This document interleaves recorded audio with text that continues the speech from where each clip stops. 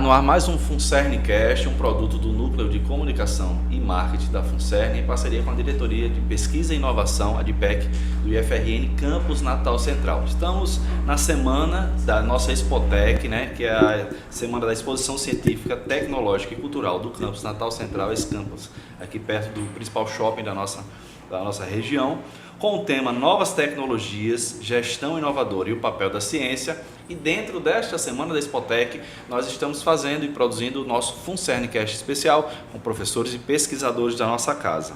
E hoje, com o tema Pesquisa e Inovação em Materiais e Mineração, já estão aqui comigo o professor, ao meu lado direito aqui, o professor Flanelson Monteiro.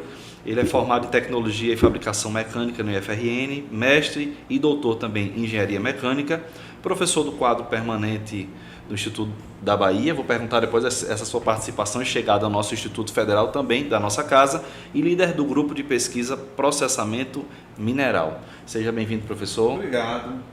É bom tê-lo aqui para conversar um pouquinho sobre a mineração no Brasil e as pesquisas desenvolvidas aqui na casa. Muito obrigado. Aqui à minha frente, à minha esquerda, o professor Dr. Enio Amorim. Ele também possui engenharia, graduação em Engenharia Civil pela UFRN, mestrado e doutorado em Geotecnia pela Universidade de Brasília, é professor do IFRN e coordenador de projetos no Núcleo de Estudos de Tecnologia e Gestão na Indústria e Serviços. Professor, seja bem-vindo ao nosso FUNCERNcast. Muito obrigado, Bruno. Prazer, uma satisfação imensa poder estar participando desse momento junto a vocês. E também o nosso quarto elemento da mesa, o professor Jorge Lourenço, graduado em Engenharia Mecânica pela UFRN, mestre em Engenharia Mecânica também pela mesma instituição e doutor em Engenharia de Materiais pela Universidade Federal de Santa Catarina, professor líder do grupo de pesquisa Processamento de Minerais Metálicos e Não Metálicos. Correto, professor? Seja bem-vindo. Correto. Muito obrigado, Bruno. É um prazer estar aqui nessa conversa com vocês. Queria dizer que podem ficar à vontade, se o telefone tocar, pode pesquisar alguma coisa que fugiu aí, viu, professor? Não deu para anotar, se quiser pesquisar. Tá bom. E o nosso público que está em casa, não se esqueçam de curtir, compartilhar, se inscrever no nosso canal, clica aí nesse sininho, porque toda vez que a gente for produzir material para vocês que estão aí do outro lado, seja em áudio ou em vídeo, tá? Vocês serão notificados para isso. Bem, nós temos 3 grupos de pesquisa, núcleos, professores, alunos, mas antes de entrar nos afazeres, no histórico de cada um, eu queria conversar um pouco sobre talvez algo que nos una enquanto mesa.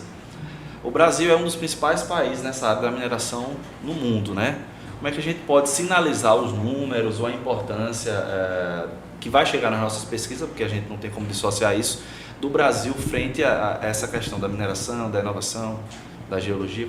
Por quem eu começo? Essa é uma pergunta, eu acho, voltada mais para Flanel. Como você, Bruno?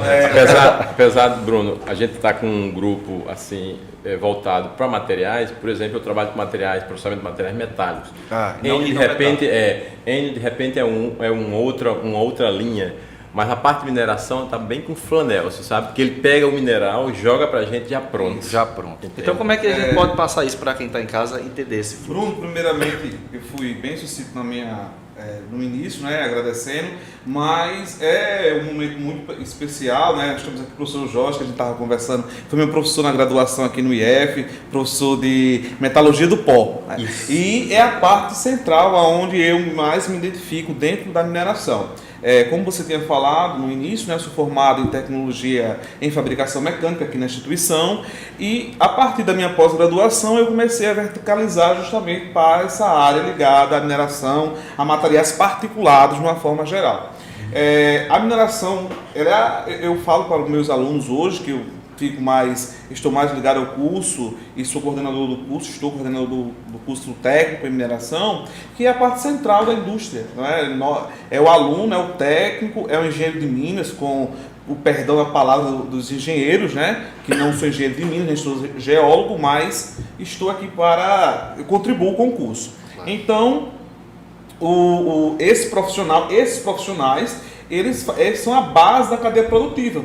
Então, eles extraem esse material, esse minério, fazem toda a parte de processamento e entregam aos professores, aos pesquisadores, aos profissionais da área de construção civil a produção de cimento, que vai o concreto e etc., como também para a metalurgia, toda a parte. E aí nós temos aí um leque de atividades que a gente pode começar a falar aqui, né? Desde a produção do ferro, aí vai para o aço e as ligas metálicas, até materiais avançados que a gente pode discutir e nós passaremos aqui o dia todo discutindo essa parte. O curso de Geologia e Mineração é um dos primeiros do Instituto, Isso. né? Como é que está essa sinalização da nossa região? A gente sabe que também tem regiões do nosso estado que são ricos nessa área específica. Então, como é que está essa relação do Rio Grande do Norte, do FRN junto à pesquisa nessa área? Nosso curso de mineração ele tem 59 anos, vai completar 60 no próximo ano e a gente vai ter uma grande festa, espero. Tudo está levando para isso, né? Nós estamos trabalhando para isso. Então, assim, eu sou, comparado aos professores, como professor, quero com a perdão a palavra aqui, né, que ele não está presente, o professor Marcos Maia, que tem 43 anos de instituição, professor Júlio Pontes, que também tem 30 e poucos anos. Então, assim, eles conhecem a área e formaram profissionais por todo o Brasil. Então, já escuto esses profissionais conversando e falando sobre esse cenário do setor mineral no nosso estado e assim como no Brasil. Então, o Rio Grande do Norte é um estado muito rico porque nós temos minerais muito importantes, né? Nós temos a scheelita, né, que apesar cair um pouco a produção, né, se a gente falar assim, em comparação à década de 70 e etc., né? E principalmente, não só a década de 70, mas logo no início, na Segunda Guerra Mundial, se a gente for fazer um histórico, mas nós também temos outros minerais estratégicos. Ontem nós estávamos numa palestra, iniciando a Semana de Mineração, que está ocorrendo durante esse período da Expotec, né? Nós estávamos falando sobre lítio, sobre nióbio, sobre tântalo, sobre esses minerais que são estratégicos para o Brasil e para o mundo, né? São esses minerais que nós temos principalmente na região do Seridó, na província pegmatítica da Borborema. Então, eu acredito que esse será o foco da mineração para o nosso estado nos próximos anos. Além disso, nós temos outros, né? Nós temos as rochas ornamentais, que são importantes para o nosso estado, também nessa região e também no Alto Oeste. Nós temos gemas, né? Temos que falar aqui da turmalina paraíba, que é extraída dentro do nosso estado, assim como outros minerais importantes. O sal, o Rio Grande do Norte é o maior exportador de sal do Brasil. Apesar de poucas pessoas terem ciência disso, mas é uma commodity que é exportada. Então, assim, a mineração ela é a base, como eu já falei, né? É a base e nós temos um grande potencial. E agora, com essa transformação que a gente vem falando, né? Nós estamos falando na mineração constantemente, os professores, o professor Jorge, que é de materiais, o professor Enio também deve saber, que é a transformação da matriz energética. Esses minerais estratégicos, eles têm um grande potencial, né? Vou citar aqui o lítio, que são as baterias de lítio. Então, assim, o mundo está de olho. Está observando, né? Com certeza. Interessante. O Flanelcio deu uma geral, em alguns minutos aí, sobre a mineração, né? Agora veja só, o material que a gente trabalha muito, que o engenheiro mecânico trabalha, o engenheiro de metalurgia, que é o aço, né? O aço é um dos materiais mais utilizados hoje no mundo, certo? A construção civil usa, a gente usa como material estrutural em máquinas. Então veja, transporte, né? É conhecido para o leigo como ferro. Para a gente que tem um pouco conhecimento da metalurgia e da mecânica, já é o aço, né? Certo? É o aço. Eu digo para os meus alunos, olha, ninguém fale para mim o nome ferro, tá certo? Você tem que falar aço, porque o aço é uma mistura do ferro mais o carbono. Então, quando a antiga Vale do Rio Doce produziu o minério, que hoje é a Vale, né? Tá certo? Que produz o minério, é um dos grandes produtores do minério de ferro do mundo, produz o minério de ferro que ela joga para a siderúrgica para se transformar em ferro fundido ou aço, certo? Então ela vai reduzir nos altos fornos, vai reduzir a escória, vai para a indústria do Enio, por exemplo, que é a engenharia civil, para produzir a produção de cimento. E você com o ferro gusa, você tem dois destinos, ou aço ou ferro fundido. Quando eu falo ferro fundido, eu não sei se fica claro aqui para cada um, porque o ferro fundido é um aço não é de segunda categoria.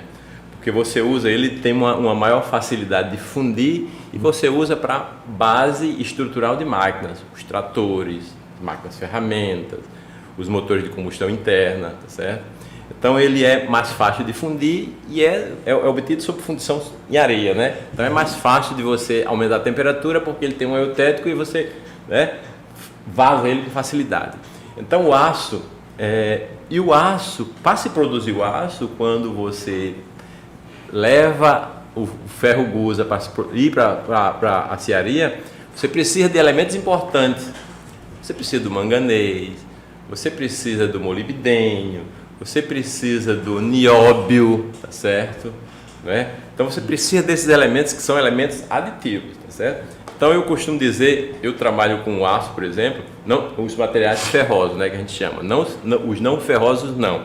Mas os não ferrosos você não tem o componente ferro. Então é interessante porque é o material mais reciclado do mundo hoje, né? Tá certo? Aço e alumínio, tá certo? E é um material por ser mais usado, né? A construção civil a gente está vendo um bloco desse, todo um esqueleto de aço com concreto, né? Tá certo? É interessante, né? E tudo vem da mineração. Tudo vem da mineração, exatamente. Tá e na mineração é a pedra que a gente pode chamar, né? Não tem pedra não, é rocha. Os geólogos matam a gente. Então, pronto. Se a gente puxar aí agora, voltando aqui no tocante à área de construção civil, né? Tirando a água, o segundo elemento mais consumido no mundo é o cimento Portland, que a gente usa na construção civil, né? E associado às composições de concreto, seja ela hidráulica ou asfalto, a gente tem que fazer uso das rochas. Aqui no estado a gente usa muito a brita granítica, né, na composição desses materiais. E lá na área de construção civil, nós estamos trabalhando muito, Flanelson, com a parte de resíduos da mineração, que é um foco diferenciado, né? Já que os materiais convencionais eles já estão aí batido um martelo há muito tempo, né? Cimento, as britas convencionais, exatamente. Então nós temos feito algumas brincadeiras lá com materiais alternativos, às vezes resíduo de construção, às vezes resíduo reciclagem mesmo? Reciclagem e reaproveitamento de subprodutos, né? Então a gente já trabalhou lá com resíduo de mineração voltado para a área de concreto asfalto, já trabalhou com resíduo de mineração voltado para a fabricação de blocos intertravados, blocos pavers, né? E claro, dando uma ênfase não só à parte técnica, que antigamente a gente se preocupava muito com a parte técnica apenas. Hoje em dia a gente se preocupa com a parte técnica, com a parte econômica, com a parte ambiental, com a parte social e com a parte política. Toda pesquisa hoje em dia que a gente tenta implantar aqui dentro do Instituto, a gente tenta trabalhar segundo essas cinco viés. Okay? No nosso grupo de pesquisa, a gente tem uma professora, a professora Renata, que ela trabalha com essa linha de reciclado, né? Tá certo? Sim. Essas argamassas com polímero, ela mistura, que eu acho que o Edilberto já fez uma pesquisa como essa, né? Já tinha uma linha, né? Era argamassa com, se eu não me engano, borracha, né? Pneu triturado. Sim. Né? Se misturar. Pneus inservíveis triturados. Deixa eu, então, a gente entrar no grupo de pesquisa, processamento de minerais metálicos e não metálicos, professor Jorge. Sim. Primeiro, para quem está em casa, qual é essa relação metálicos e não metálicos e depois... Interessante. Esse grupo ele foi criado, eu acho que foi um dos primeiros da escola, foi em 2004. Dos primeiros não, mas digamos assim, que foi um lote iniciais com o professor Zé Ivan, certo? Zé Ivan que não está mais com a gente, Flanelson trabalhou muito tempo com o Zé Ivan e ele foi um grande impulsionador da pesquisa no nosso instituto, certo? Foi a transição de Cefet e para o IF.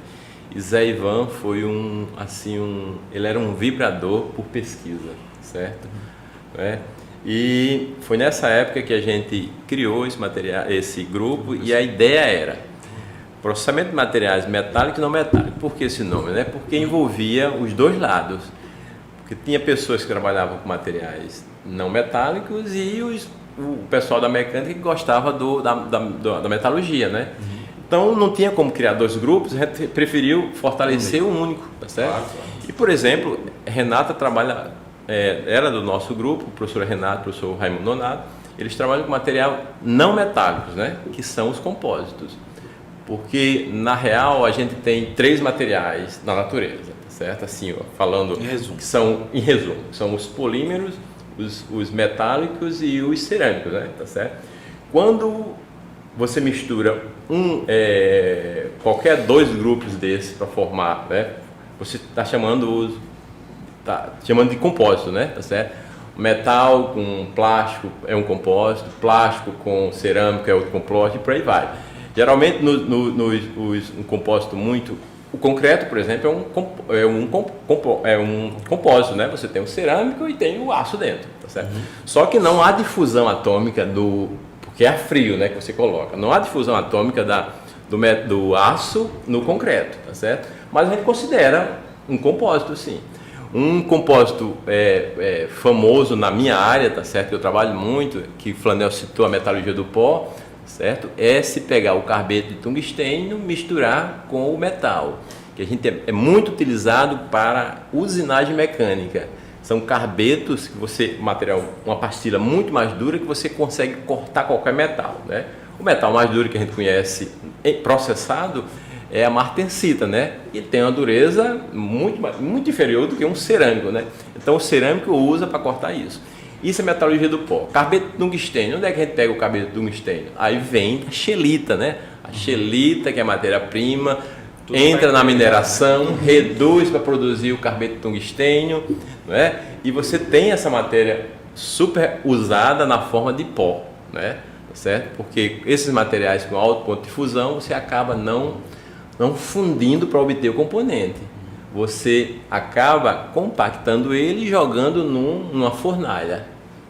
O exemplo comum é o tijolo, a telha, o revestimento cerâmico, né? Então todas essas pesquisas chegam em quem está do outro lado na ponta, né? A pergunta essas pesquisas e o grupo que o senhor lidera, digamos assim, ele reúne professores, alunos, como é que está essa quantidade, em relação à quantidade de pessoas? O nosso grupo hoje ele tem 6 professores, certo? 6, 7. Tem eu, tem a Renato, o Raimundo Nonato, a Jaciana, tudo com linhas diferentes, né? Tá certo? E à medida que a gente vai tendo, como a gente só tem o mestrado, só está na Diarém, voltado para recursos, eu acho que é material voltado a meio ambiente, né? Não sei se o Enio está no mestrado da Diarém, tá certo? Mas a gente acaba não tendo mestrado e acaba orientando alunos de graduação da engenharia e do curso técnico de mecânica e de eletrotécnica. Eu, por exemplo, tive um aluno de mestrado em comportamento mecânico, na minha linha, uma linha específica que eu tenho, que é a mecânica da fratura, tá certo? E esse aluno veio da UF, tá certo? Então foi uma parceria que a gente fez. Mas, a gente acaba orientando os alunos da graduação e do técnico. Não sei como é que o Enio faz lá, não sei como é que o Flanelso faz. E o professor Enio, coordenador de projetos no Núcleo de Estudos de Tecnologia e Gestão da Indústria e Serviços, né? Isso aí. Como é que Pronto, lá dentro da TGS a gente também tem um grupo de aproximadamente 6, 7 professores também, né? Onde o líder é o professor Renato Samuel. E a gente tem procurado trabalhar com a pesquisa aqui de modo que essa produção também culmine numa dissertação de mestrado, por exemplo, né? Eu não faço parte do grupo de professores do programa aqui em Recursos Naturais, mas eu sou professor colaborador desde 2016 no programa de mestrado da UFRN Engenharia Civil, que agora juntou com Engenharia Civil Ambiental. Era o PEC, agora é o PP Civan, né? Então, Jorge teve a oportunidade de falar aí do saudoso professor José Ivan, né? E por ironia do destino, Jorge, antes de ser engenheiro civil, eu fiz o curso técnico de mineração aqui. E tive a oportunidade de trabalhar de forma exaustiva, o Flanelso conhece muito bem, no laboratório lá embaixo, que é o laboratório de tratamento de minérios. Sim. Então ali a gente trabalhava sexta, sábado, Zé Ivan vinha deixar lanche pra gente naquela época. Fazia por amor, né? Então desde aquela época que assim, quer queira, quer não, eu tenho uma afinidade muito grande com a área de geologia e mineração, né? Eu tive a oportunidade de vivenciar desde a fase de prospecção, que está mais ligada à área de geologia, mas também tive a oportunidade de trabalhar com a parte de lavra e de beneficiamento.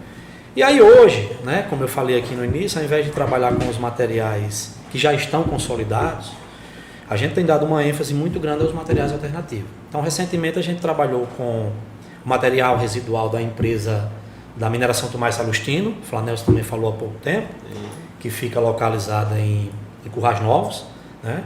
Onde eles têm aproximadamente 7,5 milhões de metros cúbicos de resíduos gerados pelo processo de beneficiamento. É claro que esse resíduo ainda contém uma grande quantidade, Flanelson, de tungstênio, né? Só que o processo de mineração que eles têm lá não permite a extração. E a gente trabalhou com esse material tanto na fração grossa como na fração fina para composições de concreto asfalto. Então substituímos a areia convencional, no caso da fração grossa, e substituímos o material de enchimento, o fila, que é o material mais fino, tem a granulometria aí de pó, como se fosse leite pó, né? Aquela granulometria lá, para fazer o fechamento entre os grãos, com a fração fina de lá também. E os resultados assim foram extremamente satisfatórios. Uma das reuniões que eu tive lá com o Tomás Salustino Neto, que já é a terceira geração, já está um senhor, também a essas alturas do campeonato, ele disse: o grande problema desse material é que não tem como o vento levar para Natal. Porque se o vento transportasse esse material para Natal, com certeza vocês gastariam o volume que eu tenho estocado aqui, né? Então, de repente, não dá para gastar o material todo lá, mas boa parte daquela região ali do Seridó, pode ser beneficiado, se as empresas passassem a adotar o critério de reaproveitar esse material, né? A gente ainda tem, Bruno, um dilema a ser quebrado, que é o reaproveitamento de materiais alternativos. Boa parte da sociedade ainda não encara isso de uma forma tão satisfatória. Porque se faz com material consolidado há muito tempo e as coisas vêm dando certo. Então, quando a gente propõe, né, uma solução inovadora, existe uma certa resistência. Mas em relação ao uso do orçamento, é mais caro utilizar isso? É a reutilização? Se você procurar usar esse material na região do entorno do Seridó, que não teria um custo significativo de transporte e que precisa muito, a gente não teria esse problema, né? A gente teria dois ganhos, na verdade. Você não teria a destinação desse material ocupando um espaço na natureza, e você estaria minimizando os gastos de se pegar material na natureza, que são bens finitos. Então a gente teria dois ganhos nesse aspecto, né? Agora, para trazer o material realmente de lá para uma região como o Natal, o transporte encarece um pouco, e aí a gente começa a ter alguns problemas do ponto de vista econômico. Tá certo? Ô Enio, esse volume imenso que você fala, ele já está triturado? Já está triturado. Diferentes granulometrias. Aproximadamente 5 milhões de metros cúbicos está na fração de areia, né? Que a gente chama de fração grossa, a fração residual mais grosso. E tem um material residual mais fino. Mas ele já está pronto para o uso? Não, ele está em pilha. Ele já estaria pronto do jeito que está lá. Já estaria pronto do jeito que está lá. Então, os ensaios que a gente fez aqui de granulometria, de massa específica, de difração por raio-x, que a gente teve a oportunidade de fazer lá com vocês, Flanelson, na mineração de DRX, tudo isso tem mostrado aspectos positivos do jeito que eles se falei, professor Jorge. Não? Professor, eu não sei se na análise química, né, desse material o senhor viu, mas tem outros minerais interessantes, não é isso? Inclusive acho que deve ter ouro. Com certeza. Então um potencial que já vem se discutindo é tentar retirar esses minerais metálicos, já que estão lá, né, para dentro desse montante enorme que tem dentro do resíduo de xelita, retirar e ser comercial, né? Você tem ali ouro, você tem outros minerais. É viável isso? É como o professor ainda disse. Pela quantidade. Tudo depende do seu bolso.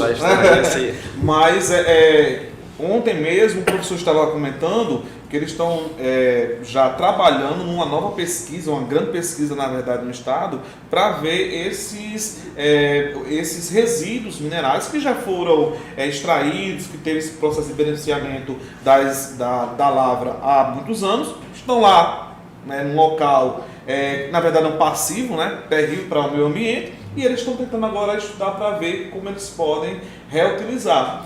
E uma das opções é encontrar uma maneira de tirar esse material, né, esses materiais metálicos do resíduo. Grande volume, né?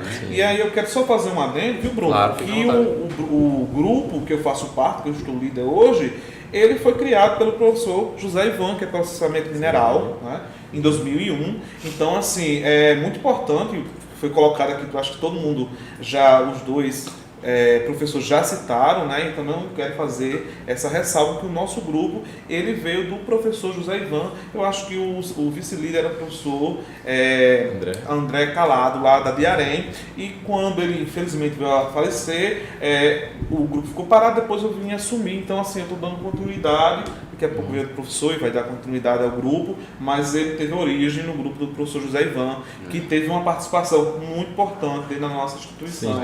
Na área mineral, José Ivan, né? Sem dúvida. Com certeza. Sem dúvida. Foi uma grande contribuição. E hoje a gente trabalha, a gente teve nós tivemos que remodelar, né, porque entraram outros pesquisadores, então nós temos professores do Mato Grosso, professores do IFBA, que estão trabalhando conosco, e também aqui do IFRN, né? O professor Técio está em colaboração aqui e veio para o nosso grupo, e também professores daqui, o professor Mauro, que é o vice-líder, e também alguns parceiros até da UFRN.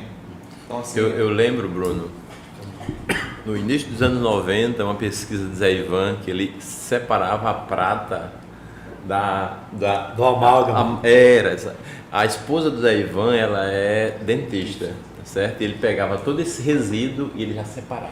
Era aqui mesmo do campus. Certo? Né? E tinha outra, ele também pegava aquelas filmes de radiografia, de raio-x, também tentava separar, porque ali dentro tem alguns elementos, né, Franelson? Sim. Eu acho que tem a prata. A ideia era retirar isso. Veja só, no início dos anos 90, a Ivan já fazia isso, né? Já despertava para esse tipo de pesquisa. pesquisa. E como é que essa funciona? pesquisa é muito importante. As linhas de pesquisa, né? A gente falou, não sei se dá para citar todas, como é que é dividido isso em cada grupo de vocês? Pronto, eu posso falar Pode ser, sobre, né? Lá nessa reestruturação que a gente fez, nós dividimos em concentração mineral e suas tecnologias, gestão de resíduos sólidos, né? Pesquisa e aplicações. Pesquisa e aplicações em tecnologias educacionais foi uma proposta de uma professora que é da nossa área, mas nós segundo o argumento que a gente acatou, que a gente não pode ficar restrito apenas a esse ponto. Então, tentar fazer esse leque, porque nós trabalhamos com alunos do ensino médio. É o nosso forte lá no nosso laboratório, e dentro do nosso grupo é aluno do ensino médio, que nós não temos essa verticalização dentro do curso de mineração, né? Então, a gente só tem, aqui no Campus Central, nós só temos o curso técnico em mineração. Então, por isso a gente buscou. E, por fim, síntese e processamento de materiais particulados, né? Que a maioria dos pesquisadores se encontram dentro dessa linha, além de concentração mineral e suas tecnologias. Então, o nosso grupo, depois de ser reestruturado, né, a gente passou, até porque a gente teve que reduzir a quantidade de pesquisadores para se adequar às normas da CAPES, e aí a gente buscou sintetizar mais as linhas, e também porque nós temos outros grupos que possuíam linhas próximas, então a gente tinha que deixar o nosso grupo com uma linha mais nítida, né? Fazendo esse diferencial. Professor Enio. Bom, dentro da base TGIS, né, nós trabalhamos com a parte de gerenciamento de projetos. Renato Samuel é quem fica bem à frente desse segmento. Mas nós temos também uma equipe multidisciplinar, onde nós temos, por exemplo, professores da área da informática. São as professoras que trabalham com a parte de comércio exterior, né? E aí tem eu e mais 2 professores que trabalhamos mais com essa parte de materiais alternativos, tá certo? Com foco voltado principalmente para obras de infraestrutura viária. E mais recentemente, em função do doutorado de alguns colegas, o grupo também passou a aderir também como uma das linhas a parte de energias renováveis como um todo, certo? Basicamente são os eixos que a gente tem atuado, eu vou dizer, nos últimos 5 anos dentro da nossa base, tá certo? Porque a base já é antiga também, já faz algum tempo que o professor Renato Samuel fundou, né? Então tem sido esse segmento que a gente tem atuado dentro da nossa base. Capilaridade, né? Professor Jorge. Eu vou pegar uma colinha aqui. Fique à vontade, professor. Não né? Mas a gente tem as linhas são bem resumidas mesmo, certo? Por exemplo, eu trabalho com comportamento mecânico e no passado, quando nós tínhamos o curso de fabricação mecânica, e tinha muita metalurgia do pó, né? Muita parte de metalurgia, então eu focava muito em sinterização, certo? Metalurgia do pó e sinterização de materiais particulares, principalmente os metálicos, né? E hoje essa linha está um pouco desativada, mas de vez em quando eu toco nela, tá certo? Mas o forte hoje com que eu mexo é comportamento mecânico, que são os ensaios de materiais metálicos, principalmente os aços. voltado para fadiga e mecânica da fratura. Mas nos não metálicos tem Renata, que trabalha com os compósitos, né? Materiais reciclados, argamassas, PETs, resíduo de piscina, por exemplo, são não metálicos. Temos também revestimento por plasma, que o Leonardo e a Jaciana trabalham muito com isso, que é o bisulfeto de molibdênio. Hoje eles pegam o pó de bisulfeto de molibdênio já pronto, eles conseguem fazer uma pastilhazinhas, colocam num alvo, numa câmara de plasma, o plasma bombardeia ele deposita átomo a átomo na superfície que você quer endurecer, certo? Então é um revestimento superficial bem eficiente, tá certo? E basicamente isso, porque na parte de soldagem nós tínhamos uma professora bem ativa, que era a Celina, mas ela se aposentou, tá certo? Basicamente isso, tá certo? Tribologia, comportamento mecânico, a parte de resíduo com Renata, que é polímeros e basicamente isso, tá certo? Resumindo com esses 6 ou 7 professores. Em relação à repercussão dos grupos das pesquisas, né? Vou começar com o Flanelson. Que tipo de parcerias com instituições, governo do estado, ou até SA, né, com outras organizações de outros países? Então, como é que funciona a repercussão das pesquisas que são realizadas no seu grupo de pesquisa, professores e alunos do departamento? Certo. Antes de mais nada, eu quero só falar voltar um pouco sobre materiais estratégicos. Eu vi um comentário falando sobre quartzo, né, que nós temos aqui, nosso estado riquíssimo, né, em quartzo. E aí ele é um minério que você tem ali e você não dá muito valor. Mas quando ontem foi falado isso, né, numa mesa redonda, eu já fiz um trabalho, comecei, mas eu vou citar aqui a dificuldade, que é transformar esse quartzo, fazer todo o processo para nós obtermos o silício. Né? E você tem um silício em grau metalúrgico e grau solar, que é a grande dificuldade. Então, assim, quando você me perguntou sobre a questão do nosso estado, da mineração, nós temos aí o quartzo que poderia ser um potencial para esse tipo de material que é utilizado hoje nas energias, na energia fotovoltaica, né? Nas placas fotovoltaicas. E nós precisamos de tecnologia. Né? Nós não temos essa parte de processamento, mas nós temos a matéria-prima. Então, e aí entra a inovação, né? Entra a inovação. Né? Investir na inovação. Quando a gente fala em quartzo, ele não é estratégico porque nós temos em abundância, mas transformar, retirar, né, o silício, né, desse minério, ele é o grande, o X da questão. Né? E em relação às parcerias, nós temos parcerias com o IFBA, né, que é onde eu passei no concurso, então nós temos colegas que continuam trabalhando lá e também tem pesquisas e etc. Nós temos uma colega que está no Mato Grosso, também faz pesquisa com alunos de ensino médio, acho que aluno do professor, deve ter sido aluno do professor Jorge Samara, né? Então ela trabalha muito bem lá e tem uma produção científica bastante considerável. E também nós temos alguns parceiros aqui, por exemplo, nós temos a pós-doc do programa de meio ambiente, ela faz parte do nosso grupo e ela está desenvolvendo a pesquisa de pós-doc junto com o laboratório, que é o LT2M. Né? Além disso, nós temos uma pesquisa que é de pós-graduação lá do programa, que está sendo feita no laboratório, que é para incorporar resíduo de mármore, né? Eu acredito que tenha sido, ou granito, eu não me recordo o resíduo corretamente, mas em argamassa. Né? Então, assim, nós estamos trabalhando nessa linha. Então, muitos profissionais do nosso grupo trabalham também com resíduos minerais, nessa vertente, trabalhar com materiais cerâmicos para que você retire esse passivo do meio ambiente e também tenha propriedades significativas de um produto, entre aspas, novo. Né? E estamos trabalhando, submetendo trabalhos, projetos em editais, para tentar conseguir recursos e assim montar e ter mais estrutura nos nossos laboratórios. O nosso problema chama-se recursos, né? O pesquisador também só fala disso porque nós precisamos de equipamentos, e equipamentos são caros, né? E por isso que a gente fica sempre submetendo para conseguir. Né? Vamos passar agora para o professor Enio. Ok. A área da construção é uma área que tem muita ligação com a indústria. Né? Como é que quais são os parceiros? Vou falar as principais parcerias público-privadas que a gente tem. E o que é que a gente tem feito como meio de divulgação do que a gente tem feito também aqui dentro do Instituto, né? Em termos de parceria público-privada, hoje as principais parcerias públicas que a gente tem feito é com a própria UFRN, que é o nosso irmão aqui do lado, né? Mas a gente também já teve a oportunidade de fazer parceria com a COP do Rio de Janeiro. Então, por exemplo, tem ensaios, que são ensaios mais... que o equipamento custa mais caro, como o Flanelson falou aí, né, como um modo de resiliência, que a gente não tem no Rio Grande do Norte. Não é o IFRN que não tem, não. O equipamento ele não tem no Rio Grande do Norte.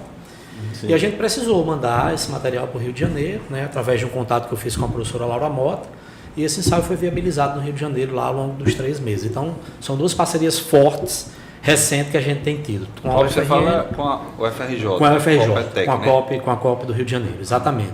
Né? E parcerias privadas, a gente tem tido a oportunidade de fazer o contato direto com o próprio pessoal da mineração Tomás Salustino, mas muitas vezes o que a gente faz aqui dentro do laboratório, a gente precisa reproduzir na escala de campo. Então, por exemplo, a gente às vezes executa trechos experimentais dentro de vias urbanas aqui de Natal. E a gente não tem maquinário pesado. Então, a gente tem feito parceria com o pessoal da TCPAV, com o Dr. Jarbas e com o filho dele, o Dr. Jarbinhas, que a gente já teve a oportunidade de executar, por exemplo, trecho experimental ali perto da Avenida Moema Tinoco, assim que a gente passa a ponte de Igapó, né? Se não tivesse essa parceria com o pessoal privado, a gente não teria condições de executar. E um outro material alternativo que a gente tem utilizado, que é restos de construção civil e demolição, e muitas pesquisas aqui também, a gente fez parceria com o pessoal do Grupo Duarte.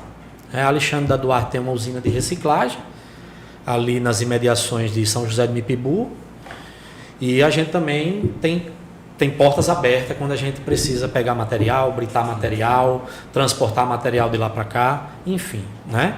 Do ponto de vista de divulgação do que a gente tem feito aqui, a gente se prende aos eventos de preferência locais, regionais, evoluindo para nacionais e internacionais, e publicações em periódicos, que eu acho que é o que dá maior visibilidade ao que o Instituto vem fazendo nos últimos tempos aqui dentro, em todas as áreas, né? Aí acho que vale para a minha base, para a base de Jorge, para a base de Flanelson e para a base dos demais colegas aqui do Instituto. Bruno, eu também quero fazer justiça, né, ao professor Técio, que é da DIACI, que faz parte também do nosso grupo. As pesquisas que o professor Técio está fazendo dentro do laboratório, ele é assim, uma pessoa muito atuante, muito atuante, pensa 24 horas, se ele estiver assistindo aqui ele deve estar falando lá, ainda não falaram do meu nome. Esqueceram de falar aí. Então, o professor Técio tem dado uma contribuição muito importante ao grupo, inclusive em produção, né? Ele consegue compreender as áreas e elaborar projetos. Então, assim, o nosso grupo deu teve um crescimento muito, muito importante nesses últimos 2 anos com o professor Técio participando. Então, fazendo justiça a quem merece justiça, ao professor Técio e aos demais que fazem parte do nosso grupo. E parcerias, professor Jorge? Isso. Bruno, é o seguinte, a gente trabalha muito com pesquisa básica, né? Tá certo? As parcerias com a indústria, com a pesquisa profissional, o que a gente chama de pesquisa profissionalizante, né? Um mestrado profissionalizante ou o que a gente tem feito é muito pesquisa básica, então o convênio que a gente faz é com o UFRN e o UFPB. A gente tem até uma professora aqui, a Adriana Nascimento Silva, que está no meu grupo, que ela é da UFPB, é da UFESA, mas a origem dela é UFPB. E uma linha que é muito forte, que é a parte de comportamento, nós começamos tudo pela UFPB. Fiquei muito triste recentemente, porque com o corte de verbas e a pandemia, esse laboratório foi fechado lá, tá certo? Praticamente está fechado. E são equipamentos caros que eles têm, que nós temos uma máquina também, que é uma servo-hidráulica, que além de fazer os testes básicos de tração, compressão, que o Enio usa, flexão, a gente tem ainda como fadigar o material, tá certo? E esses são equipamentos caros, nós temos esse equipamento aqui. E com cortes de verbas aí, recente, com a pandemia, eles têm fechado isso. Mas eu tenho sempre buscado esse contato, né, com a UFPB e com a UFRN, tá certo? Mas é isso. Assim, diretamente com a indústria, tem a Renata que pega resíduos de um resíduo da indústria de piscina, por exemplo, né? Tá certo? Traz para cá para fazer alguns ensaios. Tá bom? Mais ou menos nesse sentido. A gente espera que no próximo ano a gente possa retomar, não é? Porque imagina um laboratório desse, sem manutenção de equipamentos, pode realmente comprometer. E essa pesquisa da professora Renata também é interessante, porque elas casam bastante com a área de saneamento. Né? Eu estive numa banca, participando como ouvinte, numa banca dela, de uma aluna que ela produziu um compósito para ficar numa estação de esgoto, bem interessante, né? Então, ela ensaiando tudo isso. Tem solicitação de patente, viu? Isso é bem interessante. A professora Renata também é bem atuante. É uma pena que Renata... Pena não, né? Ela vai adquirir um direito agora que é de ser aposentada, certo? Então ela tem o direito de exercer, né? Mas o senhor falou enquanto instituição, né? Renata eu acho que o próximo ano Renata sai, então é uma perda, né? Foi uma perda. Não, vai sair ainda. Não. Será uma perda. Será uma perda. Faça o convite para que ela possa ser colaboradora externa, né? De repente, né? Infelizmente o nosso FunCernCast já está terminando, mas eu queria passar a palavra para os nossos convidados, para as palavras finais, se quiser mandar um recado também. Professores já fazem parte dos grupos, né? Mas pode ser que a gente tenha algum aluno ou a comunidade externa que está aí nos assistindo ou ouvindo, deixar uma mensagem sobre a nossa importância junto a esse grande tema. Quem pode começar? Eu posso começar, tudo bem.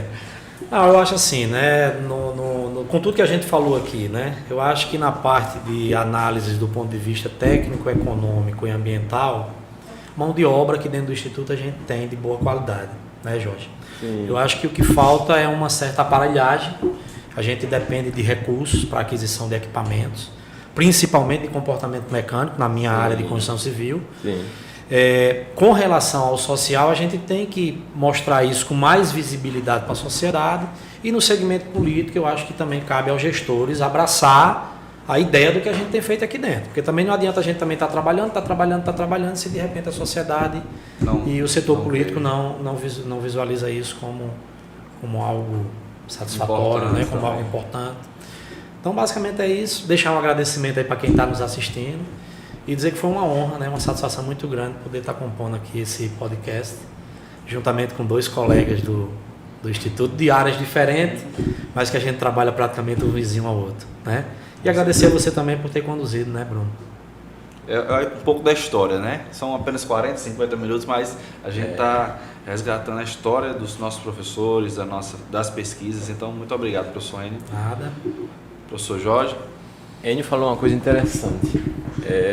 Como essa instituição é forte, certo? A gente tem de tudo aqui dentro, né?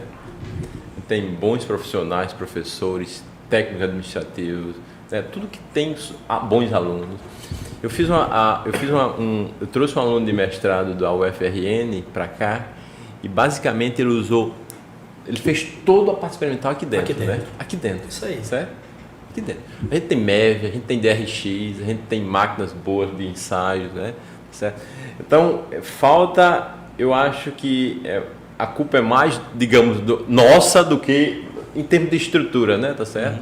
Mas é verdade isso. Essa instituição é muito forte, tá certo? Mas é isso. Eu agradeço também a participação aí, agradeço a você, Bruno, pela condução, os colegas Enio e Franelson aí, certo? Rever Franelson aí depois não, a gente sempre vê, mas foi meu aluno aí em 2007 do curso de Fabricação Mecânica. Muito bom. Obrigado. Eu quero agradecer a você, Bruno, que conduziu, ao professor Rantos, né, pelo convite, a DPEC. Agradecer os colegas que estão trabalhando, né, para que esse material seja divulgado. Agradecer aos professores, né, professor Jorge, professor Enio, e dizer que esse momento é muito importante. Eu espero que seja mantido de forma periódica, porque nós temos professores aqui que são extraordinários, que têm pesquisas relevantes para o setor, tanto academicamente como para o setor, para a sociedade, para que isso venha a se tornar mais conhecido. Como o professor Enio foi bem cirúrgico na sua fala quando colocou, né, que nós temos profissionais, nós precisamos agora que também os gestores, né, vejam esse trabalho e que haja um investimento muito mais forte nas pesquisas. E é isso que nós precisamos, né? Nós precisamos de investimento, porque a pesquisa ela é extremamente importante, ela faz parte dessa instituição, mas muitas das vezes ela fica, algumas vezes, né, os gestores não dão a importância devida para os pesquisadores. Quando eu falo não dar importância devida, realmente não colocar. Nós precisamos, nossos alunos, olha, só para você ter ideia, no nosso laboratório nós temos 20 bolsistas. Né? O Campo Central está de parabéns, tanto a DPEC como a Direx, né? de extensão por investir, né? Em projetos de extensão, em projetos de pesquisa, mas a gente fica todo ano com medo porque a gente precisa renovar esses projetos, né? Ter mais ter ideias e procurar equipamentos e tudo isso, a gente precisa da mão do Estado para nos ajudar e também de toda a sociedade. Então assim, eu agradeço e estou aqui à disposição, tanto da DPEC, né, precisar, como dos demais setores do IEF. Bom, muito obrigado. Obrigado, professores. Vale a pena sinalizar que esse nosso FUNCERNcast é uma parceria da Fundação, junto da Diretoria de Pesquisa e Inovação, né, da DPEC aqui do Campus Natal Central. Por isso, tantas pesquisas, professores e alunos estiveram, né, e ainda estarão no decorrer dessa semana. Amanhã a gente volta com mais um FUNCERNcast, no primeiro horário às 9, depois às 10. E, como sempre, pedir para que você possa curtir, compartilhar e ativar o sininho para continuar acompanhando as nossas produções. Agradeço a nossa equipe aqui de produção e a todos que ficaram com a gente aqui no ao vivo. Lembrando que o nosso FUNCERNcast vai continuar aqui no nosso YouTube. Você pode estar assistindo ou ouvindo em qualquer horário aí daqui para frente. Obrigado pela audiência. A gente se vê. Tchau, tchau.